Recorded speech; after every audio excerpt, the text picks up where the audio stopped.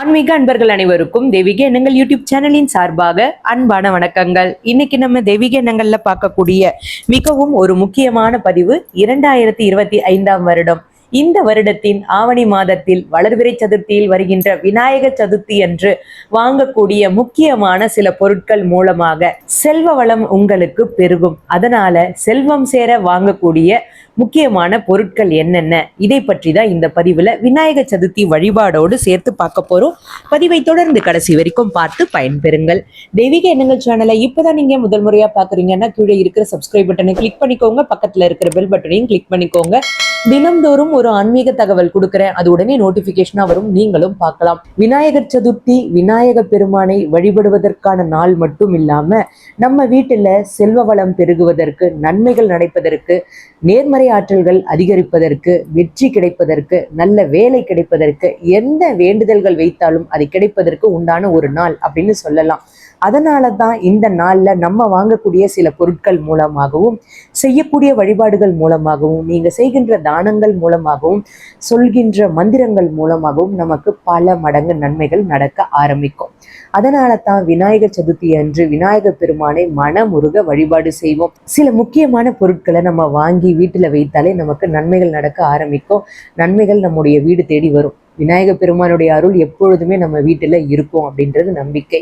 விநாயகர் சதுர்த்தி அன்று எந்தெந்த பொருட்களை வாங்கி வீட்டுல வைத்தா நன்மைகள் நடக்கும் அப்படின்றத பார்த்துடலாம். விநாயகர் சதுர்த்தி எந்த நாளில் எந்த நேரத்தில் வழிபாடு செய்யணும் இதையும் பார்க்கலாம். விநாயகர் பெருமானை வழிபடுவதற்கு ஏற்ற ஒரு நாள்னா அவருடைய அவதார தினம்தான் இந்த விநாயகர் சதுர்த்தி. விநாயகருடைய அருளோடு அதிர்ஷ்டம், செல்வ வளம் எல்லாமே நமக்கு கிடைக்கும். இந்த வருடம் 2025 விநாயகர் சதுர்த்தி 27/8/2025 வருகின்றது. புதன்கிழமையோடு வர்றது ரொம்ப ரொம்ப ரொம்ப விசேஷம். இந்த சதுர்த்தி திதி 26ஆம் தேதி மதிய நேரம் 2:22 ஆரம்பித்து புதன்கிழமை மதிய நேரம் 3:52 வரைக்கும் இருக்கு. புதன்கிழமை தான் விநாயகர் சதுர்த்தி வழிபாடு எல்லோருமே பண்ணணும். இந்த நாள் புதன்கிழமையோட வர்றது ரொம்ப விசேஷம்னு சொன்னேன். பூஜை செய்வதற்கு உண்டான நேரம் காலையில 9 மணியிலிருந்து 12 மணிக்குள்ள காலையில பூஜை செய்வதாக இருந்தால் செய்யுங்க. மாலை நேரமாக இருந்தால் 5 மணியிலிருந்து 6 மணிக்குள்ள இந்த பூஜையை நீங்க செய்திடுங்க. இது விநாயகர் பெருமானுக்குரிய நாள்ல வந்திருக்கிறதுனால நம்ம விநாயகர் பெருமானை தவறாமல் அனைவரும் வழிபாடு செய்யணும். சில பேருக்கு களிமண்ணில் விநாயகர் வாங்கி வைத்து வழிபாடு செய்வாங்க. இப்படி செய்வதன் மூலமாக அவர்களுடைய வாழ்க்கையில கண்டிப்பாக நல்லது நடக்க ஆரம்பிக்கும். உங்களுடைய வழக்கப்படி விநாயகர் பெருமானை வழிபாடு செய்யுங்க. முக்கியமா மஞ்சளில் விநாயகரை பிடித்து வைத்து நீங்க வழிபாடு செய்யுங்க. நான் சொல்லக்கூடிய சில குறிப்பிட்ட பொருட்களை வீட்டுக்கு வாங்கிட்டு வாங்க. இது உங்களுக்கு செல்வ வளத்தை பெருக்கும். முக்கியமா பாத்தீங்கன்னா விநாயகர் சதுர்த்தி அன்று வாங்க வேண்டிய பொருட்கள் ஒவ்வொன்றாக சொல்றேன். எல்லோருமே விநாயகர் சதுர்த்தி பூஜை செய்வதற்கு களிமண் விநாயகர் சிலை வாங்கிட்டு வருவீங்க. வீட்டுல வைப்பதற்கும் விநாயகர் சிலை களிமண்ணால் வாங்கி வைத்தால் விநாயகருடைய அருளும் செல்வ வளமும் பெருகும். விநாயகர் சிலையை அப்படி வாங்கிட்டு கிழக்கு பார்த்தா மாதிரி நீங்க விநாயகரை அமர வைக்கணும். இப்படி செய்யும் பொழுது நேர்மறை ஆற்றல்கள் அதிகரிக்கும், செல்வ வளம் நமக்கு கிடைக்கும் அப்படின்றது நம்பிக்கை. அதே மாதிரி விநாயகர் சிலை வாங்கும் பொழுது துதிக்கை, கை, கால்களில் எதுவும் சேதம் எதுவும் இருக்கக்கூடாது.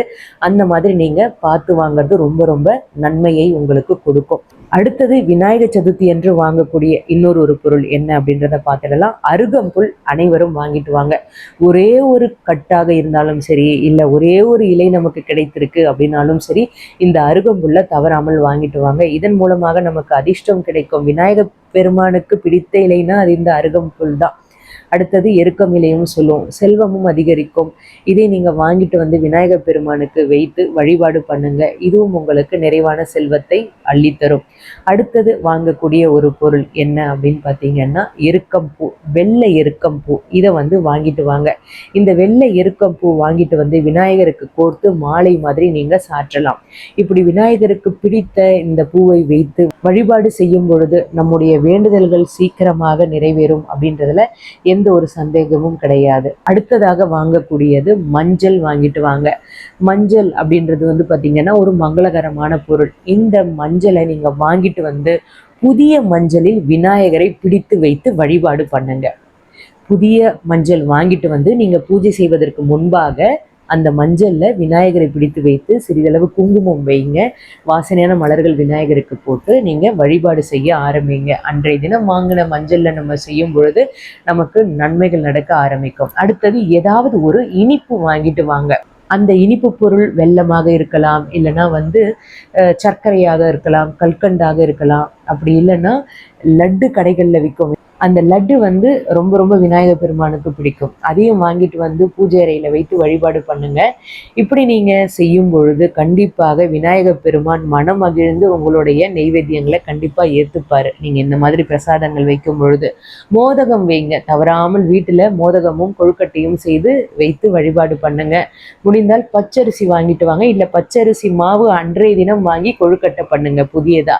இது எல்லாமே செய்து பாருங்க. பச்சை பயிறு வாங்குங்க. புதன்கிழமைக்கு உரிய ஒரு தானியம்னா அது பச்சை பயிர் தான். இதை வாங்கிட்டு அவித்து பூஜை அறையில வைத்து அதற்கப்புறமா காக்கைக்கு உணவாக வைங்க. இது நம்முடைய முன்ஜென்ம கர்ம வினைகளின் தாக்கத்தை குறைக்கும். நல்லது நடக்க ஆரம்பிக்கும். குடும்பம் சுபிக்ஷமாக இருக்கும். விநாயகருக்கு உகந்த மலர்கள் நிறைய இருக்கு. அன்றைய தினம் நீங்க எந்த மலர் வைத்தாலும் அவர் ஏத்துப்பாரு. அதாவது மல்லிகைப்பூ, முல்லை, ஜாதி மல்லி, தாமரை, இது எல்லாமே நம்ம வைக்கிறதுனால இருக்கும் பூ முக்கியமாக இருக்கணும். இது நமக்கு தெய்வீக அருளும் கிடைக்கும், நேர்மறை ஆற்றல்களும் கிடைக்கும், அதிர்ஷ்டமும் கிடைக்கும். இப்படி நீங்கள் வைத்து விநாயகர் பெருமானை வழிபாடு பண்ணுங்க. உங்களால் முடிந்தால் தங்கம் வாங்க போகிறேன் அப்படின்னு சொல்கிறவங்க அன்றைய தினம் தங்கம் வாங்க ஆரம்பிங்க. சதுர்த்தி திதி முடிந்ததுக்கு அப்புறமா பஞ்சமி ஆரம்பிக்கின்றது. நீங்கள் மதிய நேரத்திற்குள்ள தங்கமோ வெள்ளியோ வாங்கிட்டு வரலாம். இது செல்வத்தின் அடையாளம். இது வாங்க முடியலன்னு சொல்கிறவங்க மஞ்சள் வாங்கிட்டு வாங்க. அதற்காக தான் நான் முன்கூட்டியே உங்களுக்கு மஞ்சள் சொல்லிட்டேன். மஞ்சள் தூளாக வாங்கிட்டு வாங்க. தூள் ஏற்கனவே இருக்குன்னா விரலி மஞ்சளோ இல்லை குண்டு மஞ்சளோ வாங்கிட்டு வாங்க. உங்களுடைய தேவைக்கேற்ப நீங்க மஞ்சளுடைய வடிவத்தை நீங்க வாங்கிக்கலாம். இப்படி நீங்க வாங்கிட்டு வைத்து விநாயகர் சதுர்த்தி அன்று வீட்டுல வழிபாடு செய்யும் பொழுது விநாயகருக்கு அருகில் வைங்க. இது எல்லாமே விநாயகருக்கு பக்கத்தில் வைத்து வழிபாடு பண்ணுங்க. வெள்ளி பொருளோ இல்லை தங்கமோ நீங்கள் வாங்கணும்னு இருக்கீங்கன்னா அன்றைய தினத்தில் போய் வாங்குங்க. அது ரொம்ப ரொம்ப நல்லது. புதன்கிழமையில வாங்கினா ரொம்ப நல்லது. அதுவும் விநாயகர் பெருமானுடைய அவதார தினத்தில் வாங்கினீங்கன்னா ரொம்ப ரொம்ப நல்லது. இப்படி வைத்து வழிபாடு பண்ணுங்க. விநாயகர் பெருமானுக்கு உரிய இலைகள் அப்படின்றது நிறைய இருக்கு. அந்த இலைகள்லாம் கடைகளில் கேட்டால் கொடுப்பாங்க. அதை வாங்கிட்டு அர்ச்சனை பண்ணுங்க. பூக்களை வைத்து அர்ச்சனை பண்ணுங்க. வீட்டில் செல்வம் சேர ஆரம்பிக்கும், அதிர்ஷ்டம் கிடைக்க ஆரம்பிக்கும், வெற்றிகள் நடக்க ஆரம்பிக்கும், ஒவ்வொன்றாக மங்களங்கள் பிறக்க ஆரம்பிக்கும். விநாயகர் சதுர்த்தி நல்வாழ்த்துக்கள் அனைவருக்கும். எனக்கு நீங்க வாழ்த்து தெரிவிக்கணும்னா கமெண்ட்ல சொல்லுங்க. கண்டிப்பாக நான் உங்களுக்கு பதிலளிக்க முயற்சி செய்கின்றேன். நன்றி, வணக்கம். இந்த வீடியோ பிடிச்சிருந்தா லைக் பண்ணிக்கோங்க. உங்களுடைய நண்பர்களுக்கும் உறவினர்களுக்கும் ஷேர் பண்ணுங்க. அவர்களும் இதன் மூலமாக பயன்பெறட்டும். தெய்வீக எண்ணங்கள்ல இதே மாதிரி நிறைய ஆன்மீக தகவல்கள்லாம் இருக்கு. தவறாமல் பாருங்க.